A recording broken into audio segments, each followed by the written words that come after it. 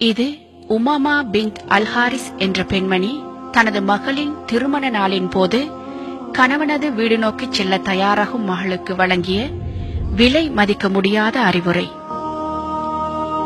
எனது அன்பு மகளே, ஒரு பெண் வளர்க்கப்பட்ட விதத்தாலும் அவளுடைய சிறந்த பண்பாடுகளாலும் அவளுக்கு உபதேசம் தேவைப்படாது என்றிருந்தால் அது நிச்சயம் நீயாகத்தான் இருக்க வேண்டும்.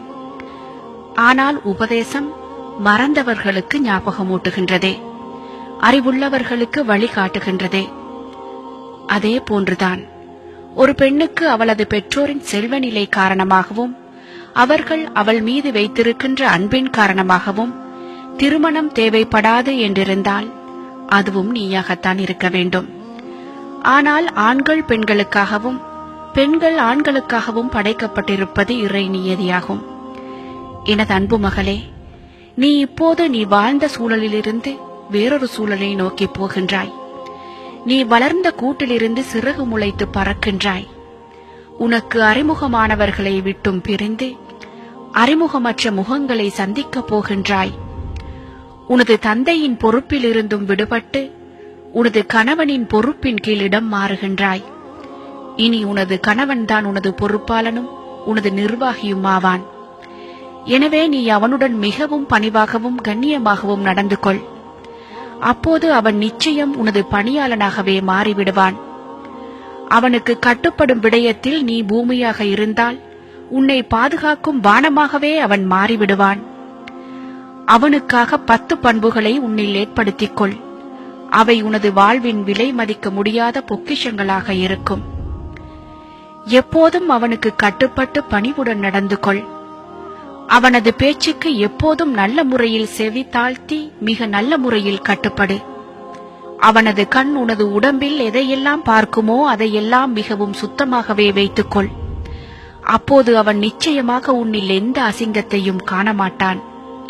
அவன் உனது உடம்பில் உடையில் எதையெல்லாம் நுகருவானோ அவற்றையும் மிகவும் சுத்தமாக வைத்துக்கொள். அவன் உன்னில் நறுமணத்தை தவிர வேறு எந்த வாசத்தையும் நுகராமல் இருக்கட்டும். அவனுடைய சாப்பாட்டு நேரத்தில் மிகவும் கரிசனையோடு இரு. ஏனெனில் பசியின் தாக்கம் பயங்கர கோபத்தை உண்டு பண்ணக்கூடியது.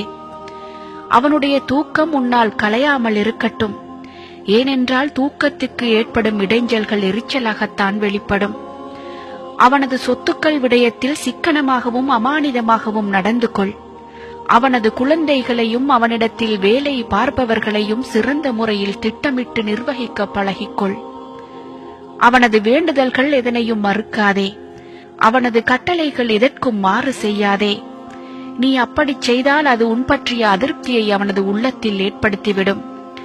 அவனது ரகசியங்கள் எதனையும் பகிரங்கப்படுத்திவிடாதே. நீ அவ்வாறு செய்தால் நிச்சயம் அவனது பழிவாங்கலிலிருந்து நீ தப்ப மாட்டாய்.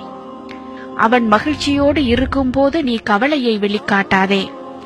அவன் கவலையோடு இருக்கும்போது நீ மகிழ்ச்சியை வெளிக்காட்டாதே. ஏனெனில் நீ அவ்வாறு நடந்து கொண்டால் நீ வளர்க்கப்பட்ட விதம் குறித்து உன் கணவன் சந்தேகிக்கப்படுவான். எனதருமை மகளே, இதற்கும் மேலதிகமாக இன்னும் ஒன்றையும் ஞாபகத்தில் இருத்திக்கொள். நீ அவனை எந்த அளவு மகிழ்ச்சியாக வைத்திருக்கின்றாயோ அந்த அளவுக்கு அவன் உன்னை கண்ணியமாக வைத்திருப்பான். நன்றாக நினைவில் கொள். நீ உனது ஆசைகளை விட உனது தேவைகளை விட உன் கணவனின் ஆசைகளையும் தேவைகளையும் உட்படுத்தாத வரையில் ஒருபோதும் உன்னால் உனது ஆசைகளையோ தேவைகளையோ அவன் மூலமாக நிறைவேற்றிக் கொள்ள முடியாது.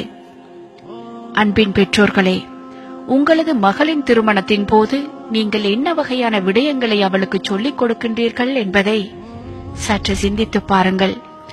நீங்கள் அன்றைய தினத்தில் பேசும் வார்த்தைகள் ஒரு நல்ல குடும்பத்துக்கு அத்திவாரமாகவும் அமையலாம், அல்லது உங்களது மகளின் வாழ்க்கைக்கு நீங்களே வைக்கும் ஆப்பாகவும் அமையலாம். தெரிவு உங்கள் கையில்.